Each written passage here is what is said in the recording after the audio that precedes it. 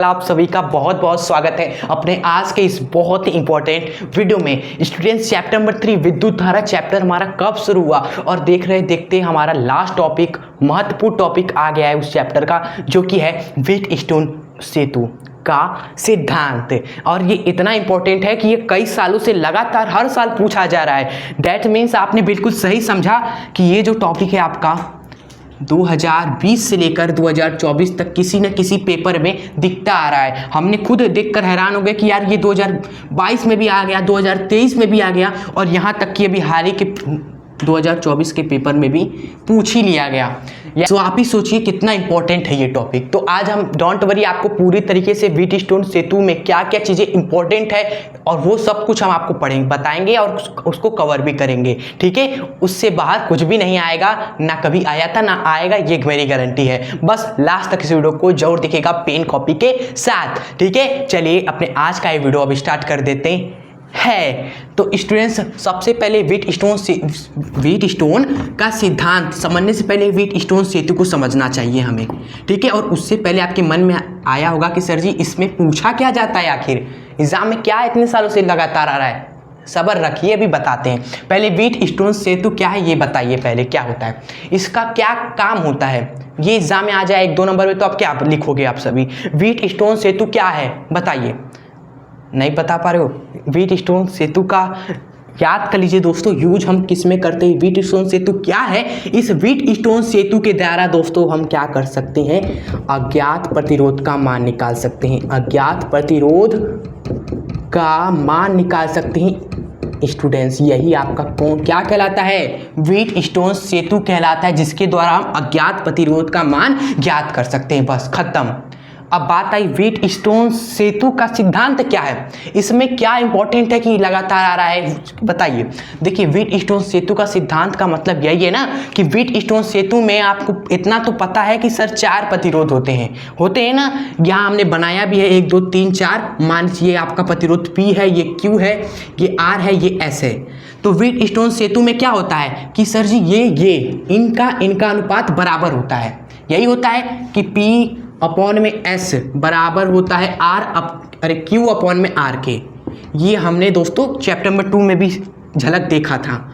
ठीक है, अब सिद्धांत में हमें यही बताना है कि आखिर ये कैसे बराबर होता है, इसको हमें प्रूफ करके दिखाना है दोस्तों, प्रूफ करना है। और कैसे प्रूफ करेंगे, किरचॉफ का नियम लगाएंगे, किरचॉफ का नियम लगाएंगे और उससे हमारा ये प्रूफ हो जाएगा। और सिद्धांत में कैसे क्या लिखना है आपको वो भी हम देख लेते हैं। ठीक है, तो ये यही चीज़ें हैं दोस्तों जो आपको एग्जाम में कई सालों से आ रही हैं कि व्हीटस्टोन सेतु में जो संतुलित अवस्था में ये अनुपात बराबर होता है। सिद्ध करिए, व्हीटस्टोन सेतु का सिद्धांत क्या है लिखिए, विस्तार से समझाइए। तो पूरा आपको इस तरीके से बनाकर लिखकर सिद्ध करना होगा किरचॉफ का नियम लगाकर। तो आई होप आपको इतना क्लियर हो गया कि हमें पढ़ना क्या है इसमें। तो आप हम देख लेते हैं, वो पढ़ ही लेते हैं आप। ठीक है, चलिए अब व्हीटस्टोन सेतु का सिद्धांत समझते हैं स्टूडेंट्स।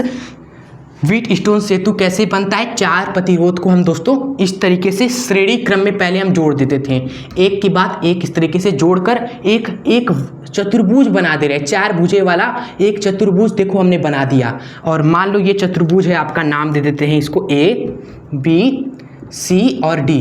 ठीक है, तो 4 प्रतिरोध P Q R S को हमने श्रेणी क्रम में जोड़कर एक चतुर्भुज बना दिया। हाँ सर, और इसको हम क्या करते हैं दोस्तों, बाहर से एक सेल से जोड़ देते हैं, एक कुंजी से जोड़ देते हैं, कुंजी है आपका K1। ठीक है, एंड बीच में हम क्या करते हैं, बीच में हम एक गैल्वेनोमीटर से जोड़ देते हैं।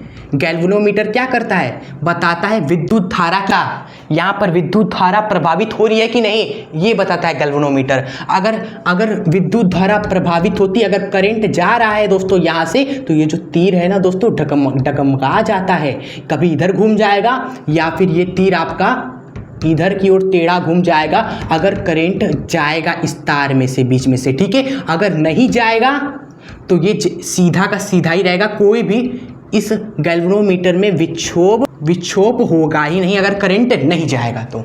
और एग्जैक्टली इसमें से करंट जाता ही नहीं है। क्लियर, तो यहाँ पे पहले एक कुंजी लगा देते हैं, यहाँ पर भी एक कुंजी लगता है, इस कुंजी को बोल देते हैं K2।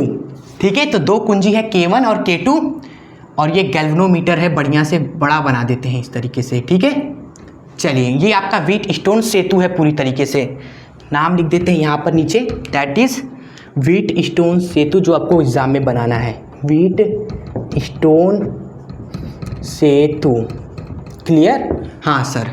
अब बताइए आगे क्या हमें यही चीज़ें लिखनी है कि हम इस प्रतिरोधों को इस प्रकार संतुलित करते हैं दोस्तों कि यहाँ पर इस गैल्वेनोमीटर में कोई विक्षोभ नहीं होता है। अगर गैल्वेनोमीटर में कोई विक्षोभ नहीं होगा तो ये जो आपकी चीज़ें हैं ना, प्रतिरोधों का अनुपात P/S बराबर हो जाएगा Q/R के, इस तरह से।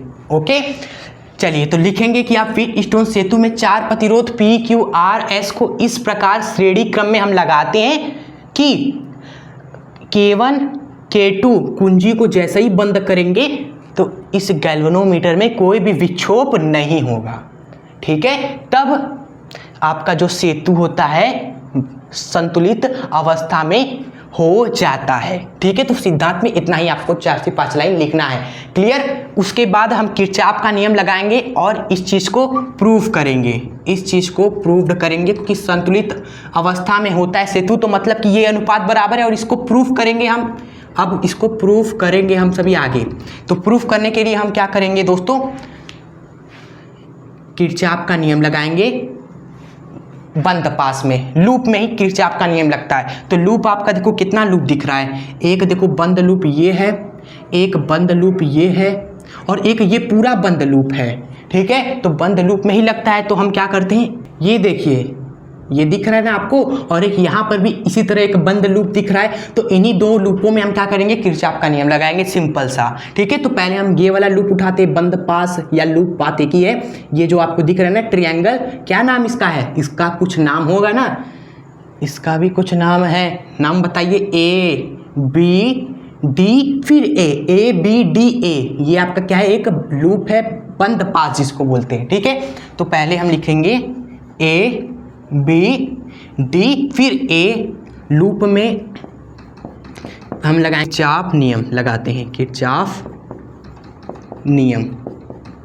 ठीक है, एंड इसी तरह आपको एक और लूप हमने दिखाया ना, यहाँ पर देखिए, यहाँ से चलिए इस तरीके से, एक यहाँ पर भी ट्रायंगल मतीन एक ट्रायंगल की तरह एक आपका बंद पास लूप दिख रहा है, जो कि जिसका नाम होगा CBDC दिखा आपको। तो एक हम यहाँ पर इसके बगल में लिखते हैं CBD फिर C, लूप में लगाएंगे हम क्या, किरचॉफ का नियम, किरचॉफ नियम से। तो अब दोनों लगाते हैं बारी बारी से फटाफट। तो पहले हम इस वाले में लगाते हैं, यहाँ पर इस वाले में। तो जैसे ही हम A से B चले, पहले हम A से B चले, मतलब इधर चले, A से B गए तो हमें एक प्रतिरोध दिखा P। ठीक है, और इसमें करंट मान लीजिए दोस्तों, यहाँ से करंट निकल रहा है आपका, मान लीजिए करंट I निकल रहा है, यहाँ पर भी करंट गया I, यहाँ पर भी करंट गया I, और यहाँ पर चला गया दोस्तों I1, क्योंकि यही I करंट जो आएगा तो टूटेगा दो हिस्सों में। मान लीजिए यहाँ पर I1 गया और यहाँ पर जो करंट गया वो I2 गया। ठीक है, क्लियर आप सभी को ना। तो यहाँ पर हम लूप में जैसे ही चलेंगे तो प्रतिरोध आपका P रहेगा। देखिए ध्यान से, इस लूप में चल रहे हैं हम सभी, तो इस लूप में जैसे ही हमने A से चला यहाँ पर, तो हमें दोस्तों करंट भी देख लो इधर जा रहा है, प्रतिरोध भी आपका P है, प्रतिरोध P में करंट इधर ही जा रहा है जिधर हम भी जा रहे हैं। तो हम प्लस में लिखेंगे, हम प्लस में करंट की दिशा में हम जा रहे हैं इस तरीके से, जो कि है I1 और प्रतिरोध था आपका P, तो I1 मल्टीप्लाई में P। ओके, फिर देखिए यहाँ से यहाँ चले गए, अब यहाँ से यहाँ आएंगे तो जो आपका है दोस्तों गैल्वेनोमीटर है, तो लिखेंगे आप सभी दोस्तों प्लस में गैल्वेनो का मीटर का आपका एक प्रतिरोध होता है G, एंड इसमें करंट कुछ जा रहा है, इस गैल्वेनोमीटर में करंट जा रहा है, बिल्कुल नहीं जा रहा है, क्योंकि विक्षोभ ही नहीं हो रहा है, ये जो आपका सुई है वह हिल ही नहीं रहा है। इस तरह से हमने प्रतिरोध को सजाया है, तो इसलिए जब हिल ही नहीं रहा है मतलब करंट ही नहीं है उसमें, इसलिए नहीं हिल रहा है। तो 0 लिखिए यहाँ पर आप सभी। ठीक है, फिर आगे बढ़ेंगे, फिर आगे बढ़ेंगे यहाँ से, अब यहाँ आएंगे तो इधर से इधर आएंगे तो करंट देख रहे हो ना हमारे उल्टा आ रहा है, हम इधर से इधर जा रहे हैं तो करंट देखो उल्टा आ रहा है, I2 किस में से, S में से, ठीक है। तो आप माइनस में आप लिखाएगा, अब आप लिखोगे माइनस में करंट I2 किस में से, इस S में से, तो S गुणा कर दिया बराबर में। दोस्तों कोई विद्युत वाहक बल है इसमें कोई आपका सेल लगा हुआ है, नहीं लगा हुआ है, तो बराबर में 0 कर दीजिए। अगर लगा होता तो वो लिख देते हम सभी, यही है किरचॉफ का मस्त नियम। अब लगाते हैं हम इस वाले लूप में जो कि हमारा CBDC यानी कि C से गए B, CBDC यही हमारा लूप है। तो C से हम B जाएंगे, मतलब कि ऐसे जा रहे हैं, ठीक है। और करंट इस केस में करंट यहाँ पर क्या होगा आप बताइए, ये I1 करंट जाएगा तो यहाँ से ही तो निकलेगा I1 करंट, और ये I2 करंट इधर जाएगा तो इधर से अब निकलेगा I2 करंट। माइंड लगाइए आप सभी, करंट I आया, इधर I1 में गया, इधर I2 टूट गया, करंट I आया, दो भागों में टूट गया, I1 I2, और ये I1 ऐसे जाएगा ऐसे जाएगा, I2 ऐसे जाएगा ऐसे जाएगा, ठीक है। तो यही बस दिमाग लगाना होता है कि करंट किस में से कहाँ पर है। हम C से B जाएंगे तो प्रतिरोध आपका क्या है, Q है, और करंट है I1, लेकिन हमारे अपोजिट है, उल्ट, और हमारे अपोजिट होने के कारण हम इन दोनों का मल्टीप्लाई तो करेंगे, I1 मल्टीप्लाई बाई Q, लेकिन माइनस लगा देंगे, ठीक है। फिर उसके बाद B से हम D आएंगे, क्योंकि देखो CBD, अब B से D आएंगे तो B से D आएंगे तो आपका प्रतिरोध है G, लेकिन करंट इसमें से कुछ है नहीं, 0 लिख दोगे गुणा में, ठीक है। फिर उसके बाद D से हम C आएंगे, देखो DC मतलब D से C आओगे मतलब इधर चलोगे, और इधर चलोगे तो करंट देखो किधर है दोस्तों, करंट इसमें इधर ही है, तो प्लस में आप I2 मल्टीप्लाई में R कर दो, प्लस में I2 मल्टीप्लाई में R कर दीजिए, ठीक है। और ये पूरा आपका 0 के बराबर हो जाएगा अगेन, क्योंकि इस लूप में भी कोई आपका सेल है ही नहीं। तो ये आपका किरचॉफ नियम हमने लगा दिया। अब लगाने के बाद अच्छे तरीके से समझ लेने के बाद इसको आगे प्रोसेस करेंगे, तो I1 मल्टीप्लाई में यहाँ पर P, यहाँ पर तो 0 हो गया, और माइनस में I2 S बराबर 0, ये हुआ, ओके। यहाँ पर क्या बना, यहाँ पर बना हमारा माइनस का I1 Q, एंड ये तो 0 हो गया, प्लस में I2 R बराबर 0, ये हमारा बना, ओके। अब देखते हैं आगे क्या करना है। तो यहाँ पर सिंपली देख रहे हो ये माइनस है, उधर कर देंगे इसको, तो I1 P बराबर हो जाएगा I2 इंटू में S के, इसको मान लीजिए समीकरण नंबर 1।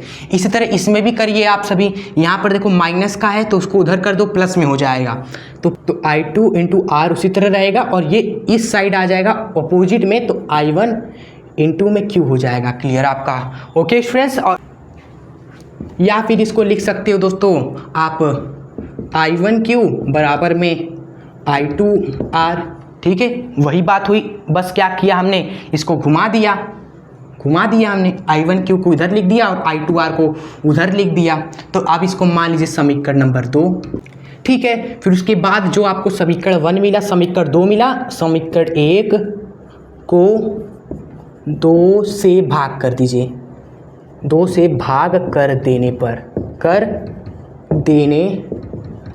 क्या होगा हमारा, यहाँ पर भी देख रहे हो समीकरण नंबर 1 में I1 लिखा हुआ है और P लिखा हुआ है, तो जो भी रिजल्ट आएगा वो हम यहाँ पर लिखते हैं, जो बनेगा स्टूडेंट्स, ठीक है। ध्यान दीजिएगा, यहाँ पर I1 P था, यहाँ पर क्या था I1 Q था, तो भाग देंगे तो I1 तो कट जाएगा, बचेगा क्या, P अपॉन में Q बराबर का साइन लगाएंगे। यहाँ पर है I2S, समीकरण नंबर 1 में है I2S, और समीकरण नंबर 2 में है I2R, तो I2 से I2 कट जाएगा, बचेगा क्या, S बटे में R, तो S बटे में R। बस क्या किया है, समीकरण 1 को 2 से भाग किया, यानी कि 1 के नीचे 2 को कर दिया है, ये 2 है ना, इसको कर दिया है। तो जैसा ही 1 के नीचे 2 को करोगे तो I1 से I1 कटेगा, P अपॉन में Q आपका इधर बचेगा, ठीक है। फिर I2 से I2 कटेगा, S अपॉन में R आपका इधर बचेगा। फिर इसी चीज़ को आप दोस्तों दाएं बाएं करके बस क्या करना है, इसको S को इधर करिए, Q को इधर करिए, ये आपका बन जाएगा सिंपली। तो ये रहा हमारा आज का पूरा वीडियो, जिसमें हमने व्हीटस्टोन सेतु को समझा, उस सिद्धांत को समझा, उसके एंड ग्राफ चित्र वगैरह बनाकर किरचॉफ का नियम लगाकर उस चीज़ को सिद्ध भी कर दिया जो हमें करना था। तो बस आज इस वीडियो को इतना ही रखते हैं। वीडियो कैसी लगी कमेंट बॉक्स में जरूर बताइएगा। जाने से पहले वीडियो को लाइक शेयर, दोस्तों मित्र यार को शेयर जरूर करिएगा, ठीक है। एंड चैनल पर नहीं हो तो जाने से पहले सब्सक्राइब भी करके जुड़ जाए। और भी पिछले हमने महत्वपूर्ण टॉपिक्स के वीडियोस बनाकर प्लेलिस्ट में हमने दोस्तों डाल दिया है। प्लेलिस्ट है आपका क्लास 12 फिजिक्स से, ठीक है। तो उस प्लेलिस्ट से जाकर आप सारे के सारे महत्वपूर्ण टॉपिक को इसी तरीके से बेहतरीन तरीके से पढ़ाई कर सकते हैं, ठीक है। उस प्लेलिस्ट कहाँ मिलेगी? चैनल के पे जाएंगे, प्लेलिस्ट सेक्शन में आपको प्लेलिस्ट मिल जाएगी, ठीक है। पढ़ाई करते रहें, आगे बढ़ते रहें। जय हिंद, वंदे मातरम।